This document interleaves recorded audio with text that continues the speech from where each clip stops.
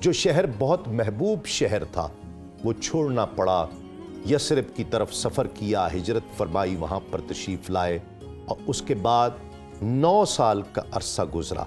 سن 9 ہجری میں آقا علیہ الصلوۃ والسلام اسی شہر میں اپنے جانثار صحابہ کے ساتھ اس سے کئی گنا تعداد میں آقا علیہ الصلوۃ والسلام تشریف لاتے ہیں، ایک فاتح کی حیثیت سے، اور مکے تشریف لاتے ہیں۔ کیا ہوا 9 سالوں میں کہ اللہ رب العزت نے اتنی بڑی کامیابی عطا فرمائی؟ بسم اللہ الرحمن الرحیم۔ کروڑوں درود و سلام حضرت محمد صلی اللہ علیہ وآلہ وسلم پر اور آپ کی آل پاک پر۔ فتح مکہ جو ہے حقیقت میں اللہ رب العالمین کی قدرت کا مظہر ہے اور اس یقین کا نتیجہ ہے جو مسلمان اللہ پر رکھتا ہے، اور جو مسلمانوں کی پیٹھیں داغی گئیں اس کے لیے یہ فتح مکہ مرہم ثابت ہوا ہے۔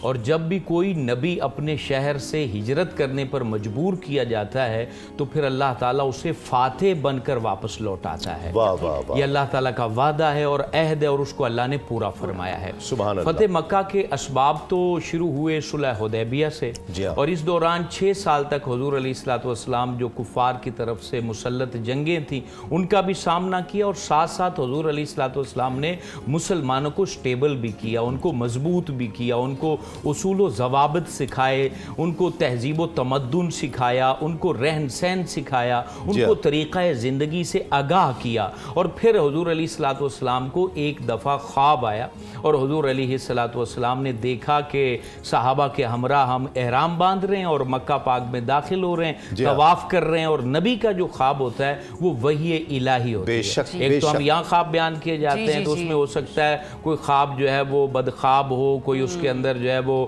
ایسی ہو کہ وہ خواب نہیں ہوتا، خیال ہو، لیکن نبی کا جو خواب ہوتا ہے وہ من جانب اللہ ہوتا ہے، وہ ٹوٹل وحی ہوتی ہے، اور وہ آرڈر ہوتا ہے کہ تم نے ایسا کرنا ہے۔ تو رسول اللہ صلی اللہ علیہ وسلم کو جب یہ خواب آیا 6 ہجری میں، تو آپ نے تمام صحابہ کو کہا کہ میں عمرے کے لیے جانا چاہتا ہوں، جو بھی اس کے لیے تیاری کرنا چاہیں تو وہ میرے ساتھ چلیں۔ تو 1400 صحابہ حضور علیہ الصلوۃ والسلام کے ہمراہ احرام باندھے اور مکہ کی طرف آپ چل پڑے۔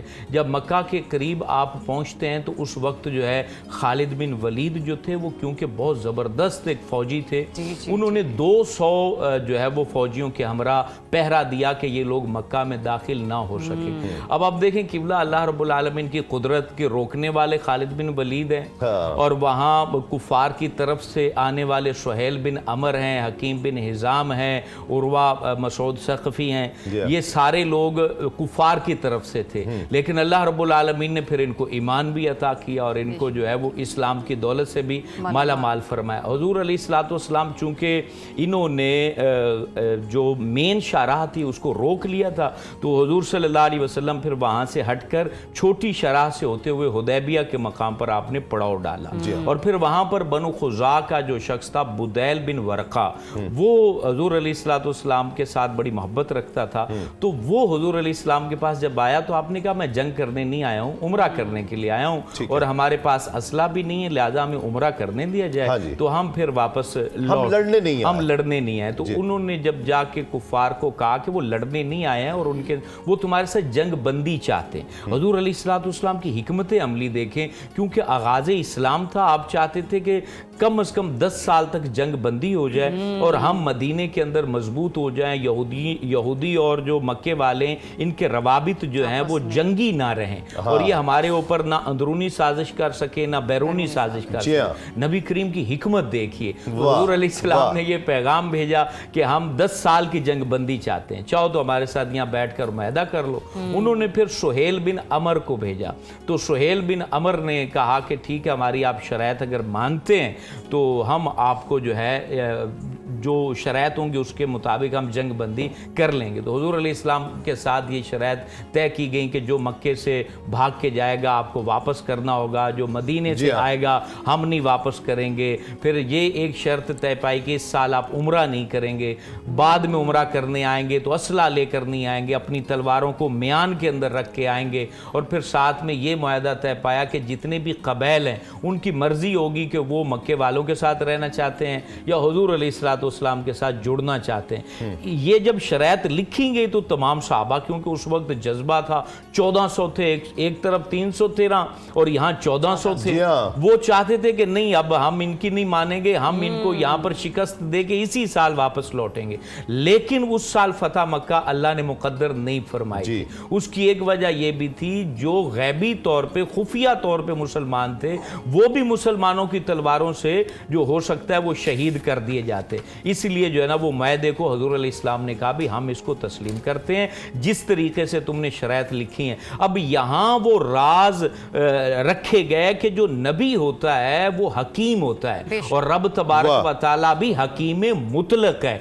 उनकी बात तुम्हारी अकल में आए या ना आए, ये बात याद रख लेना कि जो नबी ने कह दिया और जो अल्लाह ने कह दिया उसका नतीजा कामयाबी की सूरत में निकलता है और वो फिर कामयाबी अता की गई। हुजूर अलैहिस्सलाम ने उस मुआहदे के ऊपर जो है वो उसको मिन्नो अन तस्लीम किया और उसी वक्त सुहेल बिन अमर का बेटा अबू जंदल जो है वो बेड़ियों में जकड़ा हुआ, अभी साइन नहीं हुए हैं, बेड़ियों में जकड़ा हुआ आया और कहता हुजूर मैंने तो आपके साथ जाना है। अब शरायत लिखी जा चुकी थी, हजरत उमर भी उस वक्त जलाल में हैं, हुजूर आप तो हक नबी हैं, तो ये अब हम नहीं मानेंगे इनकी। हुजूर अलैहिस्सलाम ने कहा जो मैं जानता हूं तुम लोग नहीं जानते हो।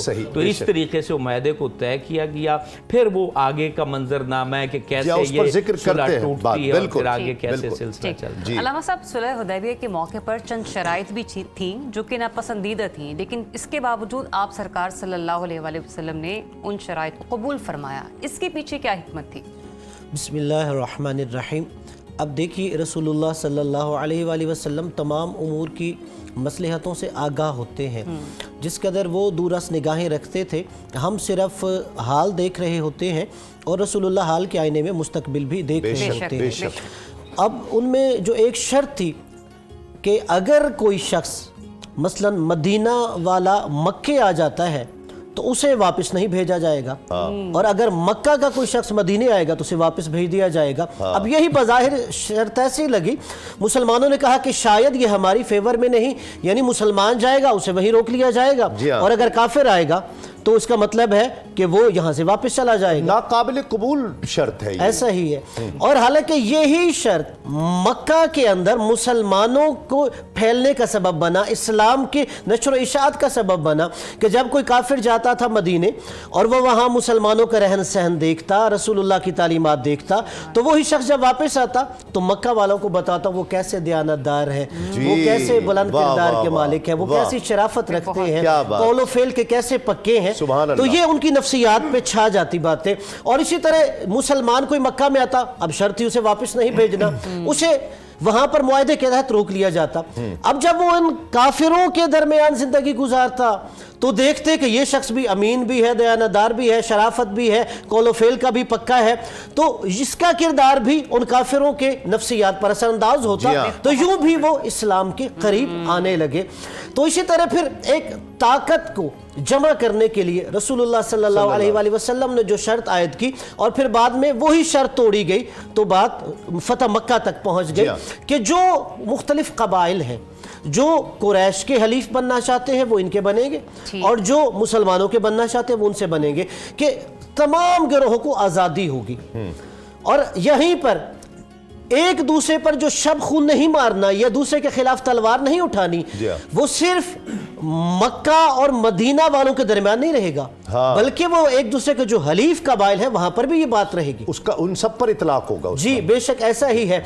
और ये भी दर हकीकत देखिए जो पॉइंट था, रसूलुल्लाह ने इसके जरिए इस्लाम को एक बहुत बड़ी ताकत के तौर पे सामने लाए।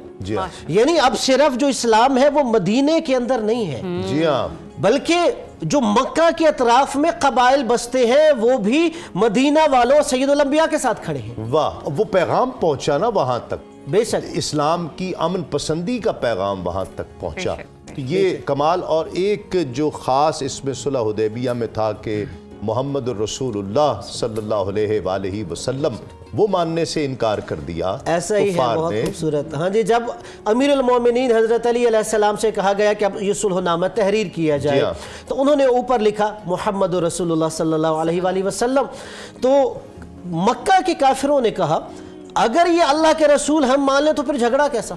अल्लाह अकबर। कहा बात ही तो इसी पे झगड़ा हो रहा है, हम इन्हें नहीं मानते। जी हाँ। और कहा गया कि ये जो है आप मिटा दिया जाए। तो अमीरुल मोमिनीन अलैहिस्सलाम ने फरमाया कि नहीं, जिन हाथों से मैंने सरकार मोहम्मद सल्लल्लाहु अलैहि वसल्लम को अल्लाह का रसूल लिखा है, मैं वो मिटा के मोहम्मद बिन अब्दुल्लाह नहीं लिख सकता। अल्लाह अकबर। यानी वहां पर भी काफिरों को ये बताया जा रहा था, बजाय कि तुम अफकार नजरियात से कहो कि ये लोग पीछे हट जाए, ये तो सिर्फ लिखे हुए नबी सल्लल्लाहु अलैहि वसल्लम का जो टाइटल है जिस पे तुम झगड़ा कर रहे हो, ये वो लफ्ज भी मिटाने को तैयार नहीं। तुम ये चाहते हो कि इनकी अफकार से, इनके नजरियात से, इनकी सोच से ये चीज मिटा दोगे। ये मुमकिन नहीं ये है। मुमकिन नहीं है, ये नामुमकिन है।